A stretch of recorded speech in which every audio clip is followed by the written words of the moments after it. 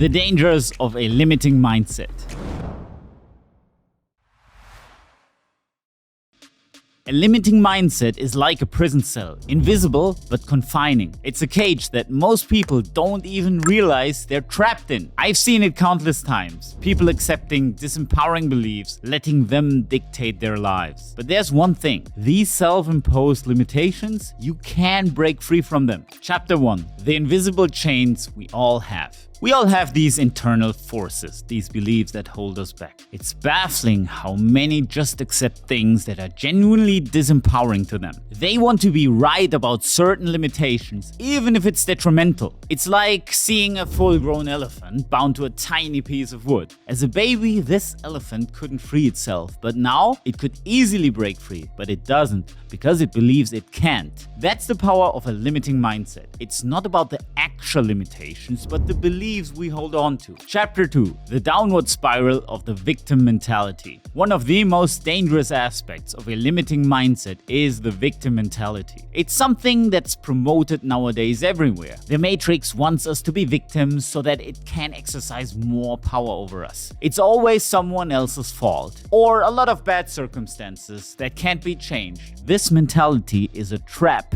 It's a downward spiral that affects not just your personal life, but your professional life too. You'll give off a negative vibe and it affects everything you do. If you're constantly blaming others, you're never taking control of your own life. Chapter 3. Self-sabotage. Most people are completely unaware of the fact that they have multiple forces, identities, and goals that are conflicting with each other. If you add self-hate on top of that, you have the perfect setup for self-sabotage. And most people sabotage themselves all the time without being able to understand it, let alone change that. For example, if you're really jealous in a romantic relationship, you will scare away your partner and your future partners. The exact thing you want to avoid by being too jealous is you don't want to be alone. But as a result of this overdose of jealousy is, you will scare your partner away and you will be alone. That's a classic. You have to be perspicacious and stop it. You can't be successful if you sabotage yourself. Chapter 4. Too weak and too soft. You have heard this before. Most people in Western society are too weak and too soft. We're so emotional, so distracted, and we're told not to work hard because we might end up in a burnout. Everyone thinks they have to be happy all the time, and most people lose themselves trying to do that. Pleasure is not happiness. Too much pleasure makes you soft. Imagine how our ancestors have lived their lives. They didn't have comfort,